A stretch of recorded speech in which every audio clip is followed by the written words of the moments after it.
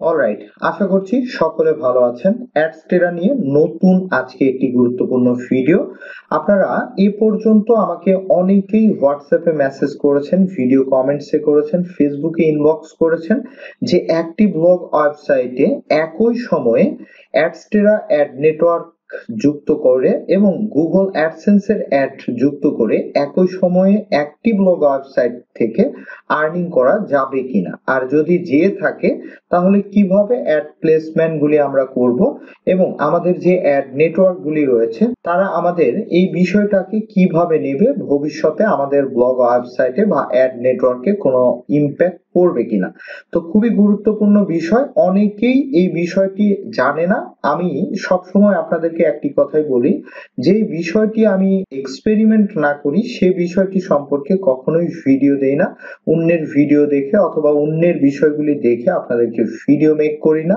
আমি এখন যখন এক্সপেরিমেন্ট করেছি এবং সাকসেস হয়েছি তখনই এই সম্পর্কে আপনাদেরকে আমি ভিডিও দিচ্ছি। তো চলুন সম্পূর্ণ বিষয়টি আমরা প্র্যাকটিক্যালি দেখে নিব। তো ফার্স্টেই স্ক্রিনটির দিকে আপনারা লক্ষ্য করবেন, এখানে দেখুন workupplace.com। আমি ভিডিও ডেসক্রিপশনেও এই ওয়েবসাইটের লিংকটি দিয়ে দিব, আপনারা অনায়াসেই এই লিংক থেকে আপনারা নিজেরা দেখতে পাবেন। তো এই ওয়েবসাইটে এখানে দেখুন যে এখানে আমাদের ফার্স্টেই এখানে দেখুন যে অ্যাডগুলি শো করছে, এই অ্যাডগুলি কিন্তু অ্যাডস্টেরা অ্যাড নেটওয়ার্কের অ্যাড, এখানে আপনারা দেখলে বুঝতে পারবেন। এবং পাশাপাশি এই যে দেখুন সাইড বারে যে অ্যাডগুলি শো করছে এটিও কিন্তু অ্যাডস্টেরা অ্যাড নেটওয়ার্কের অ্যাড। এবার নিচের দিকে সেম ভাবে আপনারা যখন স্ক্রল করে চলে আসবেন তখন এখানে দেখুন যে অ্যাডটি শো করছে, এই অ্যাডটি কিন্তু এই যে গুগল দ্বারা বিজ্ঞাপন অর্থাৎ গুগল অ্যাডসেন্স এর অ্যাড। এবং নিচের দিকে স্ক্রল করে আসলে এখানেও দেখুন গুগল অ্যাডসেন্স এর অ্যাড শো করছে, এখানেও শো করছে। এবং আপনারা যদি আমার ওয়েবসাইটটির হোম পেজেও চলে যান সেম ভাবে আপনারা এই অ্যাড প্লেসমেন্ট গুলি দেখতে পাবেন। যে ফার্স্টেই হোম পেজে এখানে আমরা কিছু অ্যাডস্টেরার অ্যাড বসিয়ে দিয়েছি এবং সাইড বারে আপনারা দেখতে পাবেন যে অ্যাডস্টেরার অ্যাড বসানো রয়েছে। তো আপনাদের যে প্রশ্ন ছিল হয়তোবা আপনারা সেই আনসারটি পেয়ে গিয়েছেন যে হ্যাঁ, একই সময়ে আপনি অ্যাডস্টেরা এবং গুগল অ্যাডসেন্স এর অ্যাড বসিয়ে আপনারা দুটি প্ল্যাটফর্ম থেকে একটি ওয়েবসাইটের মাধ্যমে কিন্তু আর্নিং করতে পারবেন। তবে আপনাকে দুইটি বিষয় অবশ্যই লক্ষ্য করতে হবে, তা হচ্ছে এক নম্বরে হচ্ছে আপনার অবশ্যই অ্যাড প্লেসমেন্ট। এই অ্যাড প্লেসমেন্ট দুটি অ্যাড নেটওয়ার্কেই আপনাকে সঠিকভাবে আপনাকে জেনে বুঝে দেন দিতে হবে।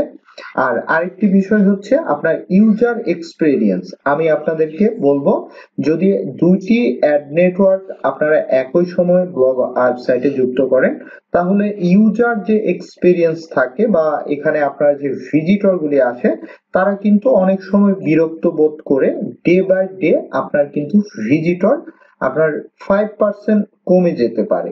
এজন্য আপনারা চেষ্টা করবেন, এজন্য যদি আপনার সম্ভব হয় তাহলে একটি অ্যাড নেটওয়ার্ক থেকে আপনারা আর্নিং করবেন। তবে আমি দুটি থেকেই করছি এবং কন্টিনিউ আমি রেখেছি, আমি লাস্ট 2-3 মাস পর্যন্ত এটি দেখব যে আমার প্রিভিয়াসে গুগল অ্যাডসেন্স এর এই সাইট থেকে কি ধরনের আর্নিং আসতো এবং বর্তমানে গুগল অ্যাডস্টেরা সহ অ্যাডসেন্স এ কি পরিমাণ আর্নিং আসছে।